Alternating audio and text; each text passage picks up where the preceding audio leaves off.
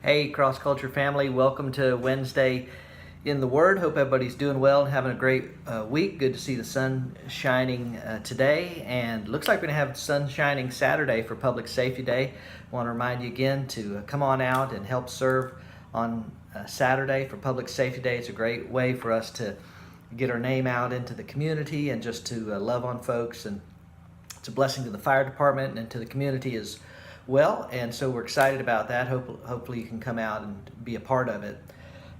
This morning in reading, I was thinking that I don't think I've mentioned this before, but a lot of times in your daily devotional materials, people struggle with what to read, what not to read, that sort of thing. I always tell folks it's good to have some variety, mix in some Old Testament, some New Testament, spend some time going through a particular book. You don't have to rush through it, things like that.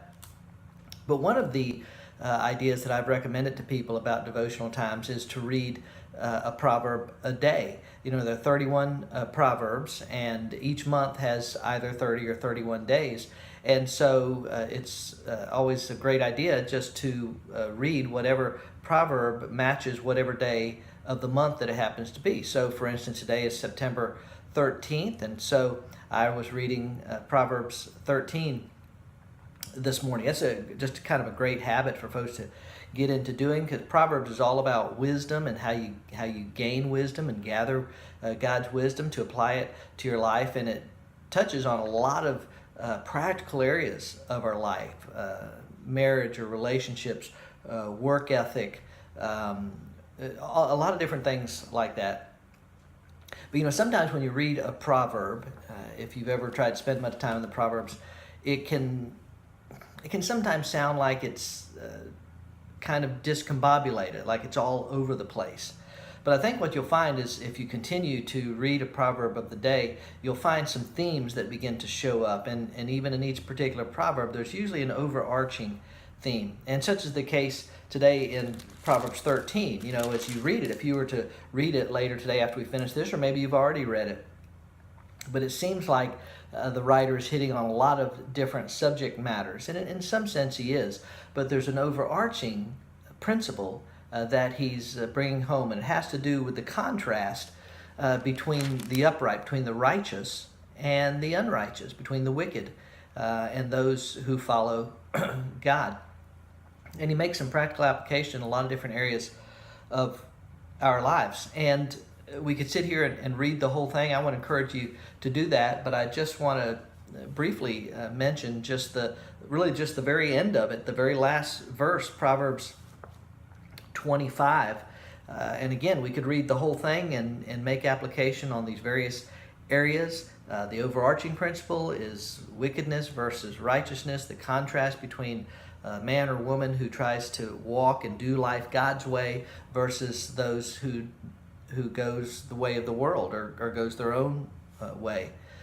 But the very last verse in Proverbs 13 says this: the righteous has enough to satisfy his appetite, but the stomach of the wicked is in want.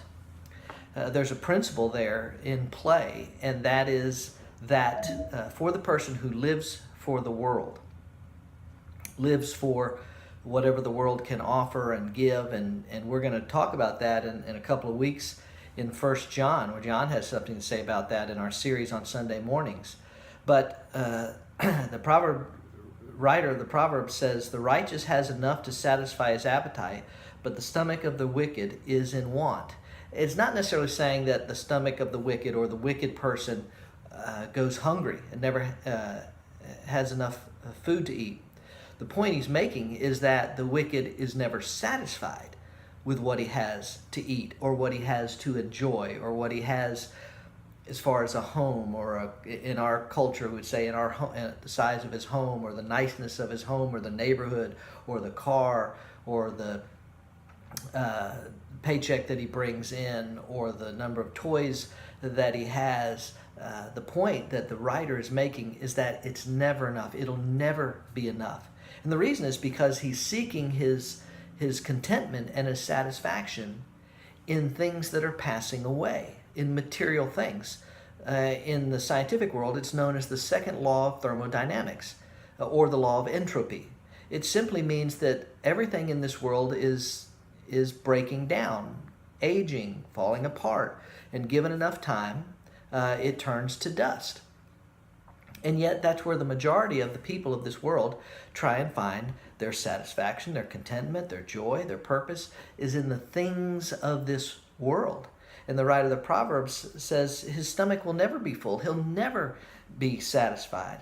I've told the story before that I heard many years ago of the first Rockefeller tycoon, part of the Industrial Revolution, who was at one time the richest or one of the richest men in the world. He was asked by a reporter in an interview one time, how much was enough? How will you know when you get enough? And his response is very powerful, and it's an indictment really on our own lives if we're not careful. His response was, just a little bit more. In other words, if I have just a little more than what I have, then I'll be satisfied. But the writer of the Proverbs says that the righteous man or woman, the person who's trying to live life God's way, has enough to satisfy his or her appetite.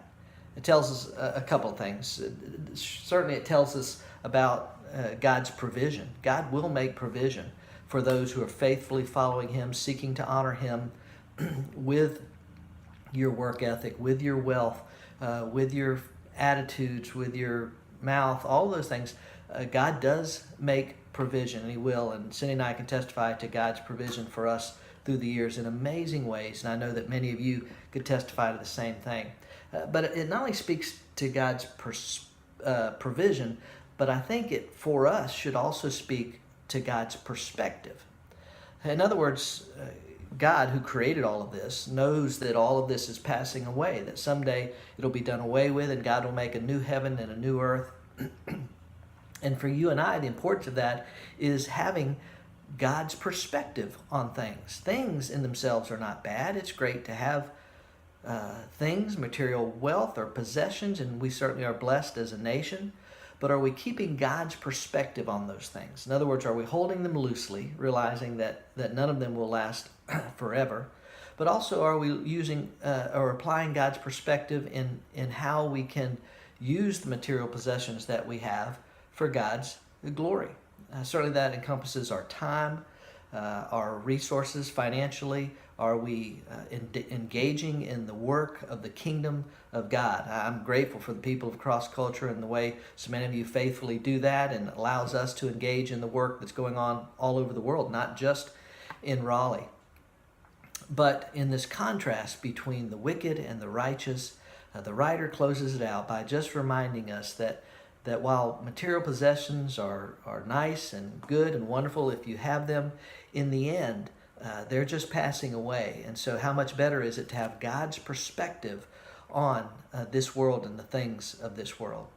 Again, look forward to Saturday. Be praying that God would use it to glorify himself and to build his kingdom, that we would see guests come as a result of what they see us doing and how they see us ministering in the community that day. Hope you guys have a great day. Love being your pastor.